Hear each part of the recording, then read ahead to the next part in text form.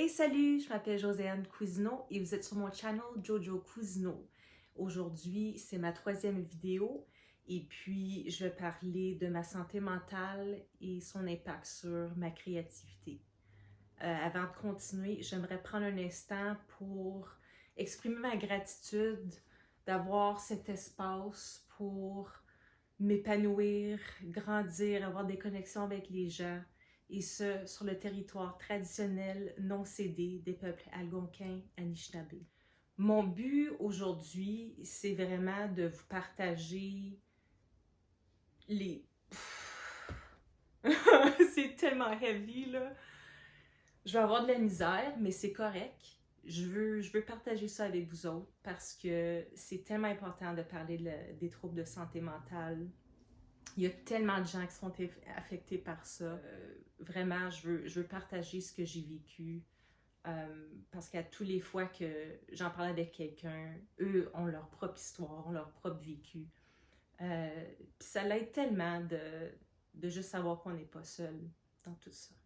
Au gros, je vais enlever mes lunettes pour ça ici.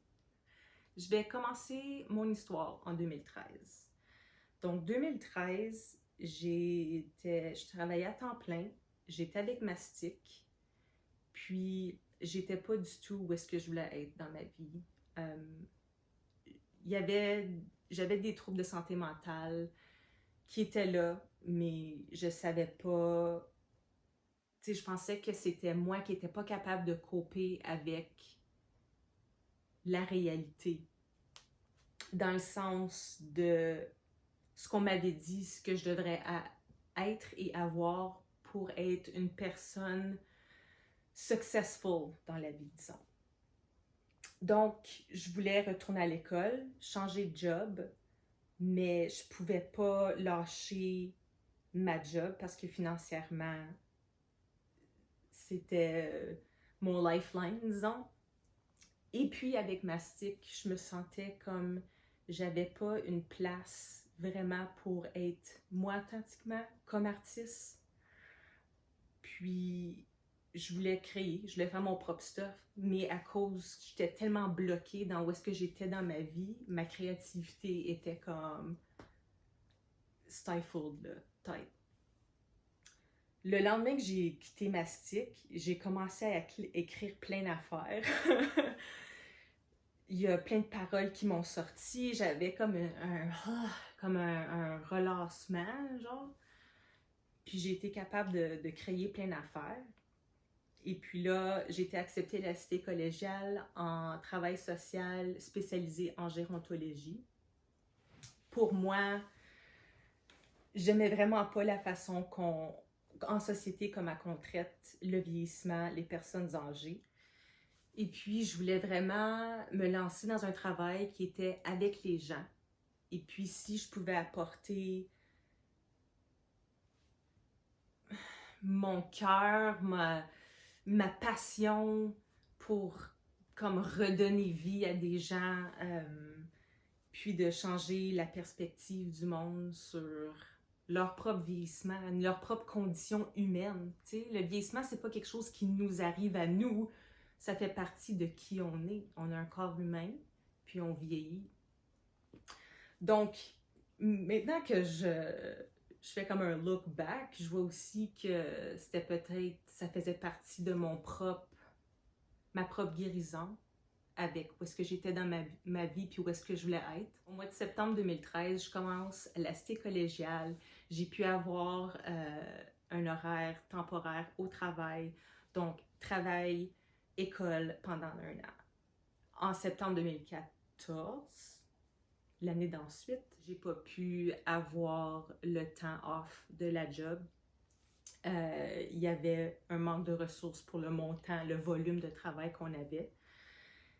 Donc, j'avais plus la musique, j'avais quitté Mastic, puis ma création, j'avais un bloc parce que ma vie, tu sais, mon énergie était sur changer de carrière. Et puis là, j'avais même plus ça. J'avais plus la musique, j'avais plus mon avancement vers où est-ce que je voulais aller. Puis après 6 mois, j'ai crashé, j'ai pris un arrêt de travail pour 6 mois. Puis, C'était vraiment le pire moment de ma vie. C'était horrible. Je souhaite ça à personne. J'étais même pas capable de prendre des décisions comme... Je vais vous dire 2 jours qui m'a vraiment marqué. Donc, ça faisait peut-être une semaine, peut-être 2 semaines, mais à l'intérieur de ça. Là, OK, là, je travaille plus. Là, je travaille sur moi. OK, je vais faire de la musique parce que faire de la musique, pour moi, ça m'apporte tellement de bonheur. Pour ma santé mentale, j'ai besoin de la musique dans ma vie. Donc, je prends mon iPad, GarageBand, puis, tu sais, j'avais une mélodie en tête, je l'ai chantée, j'ai acheté des drums, j'ai acheté plein d'affaires. Puis, j'étais sur un high, là, comme, yes, finalement, là, je peux continuer à travailler sur moi, puis où est-ce que je veux m'en aller dans ma vie.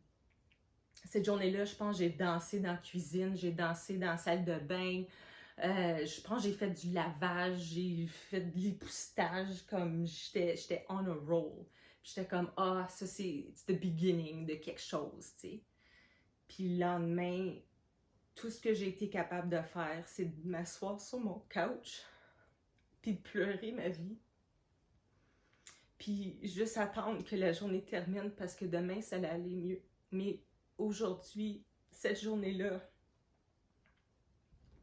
c'est juste avoir l'énergie de me lever de mon couch puis aller à la cuisine, ouvrir le fridge puis me prendre quelque chose pour me nourrir, c'était comme trop, c'était trop demandé. Puis il y a des journées de même. Il y a des hauts puis des bas. Au fur et à mesure, tu sais, ça va beaucoup mieux. Là, je vais tellement mieux. J'ai été capable de briser mon cycle de pensée pour aller changer la direction de quand que je crée. Quand que je m'assois pour faire de la musique, c'est plus maintenant pour, tu sais, je veux lancer un album, puis je veux faire des tournées, puis je veux collaborer avec du monde, puis après ça, je veux aller ici, puis tu sais, c'est beaucoup, là, c'est comme too much se mettre sur soi-même. Donc, maintenant, quand que je m'assois puis je fais de la musique, ben, c'est juste pour avoir du fun à faire de la musique. That's it, là. That's it. Je m'assois avec mon iPad, j'écoute quelque chose, ça m'inspire. Où est-ce que ça me... Tu sais, je laisse ma propre créativité guider mes sessions de musique et non mon vouloir d'être quelque chose à dicter mon processus de création. C'est dit?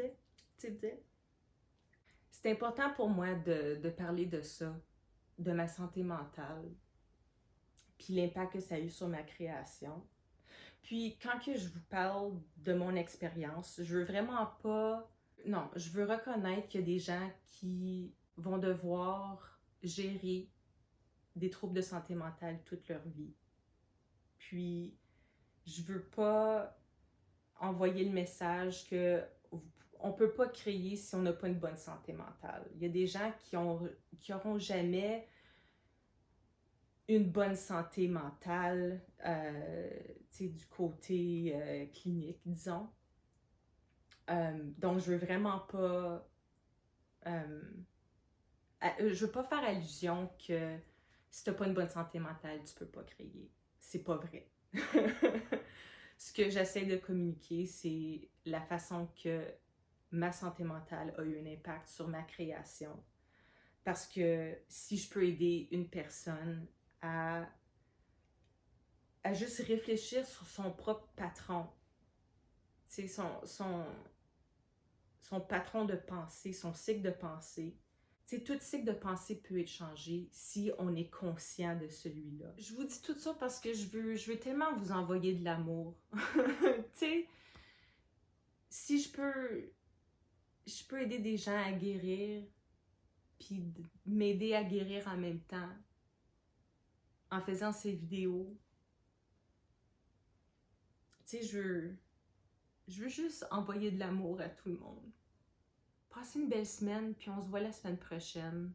Je vais vous faire une toune. Je vais vous faire une autre toune. Puis, c'est ça. Salut.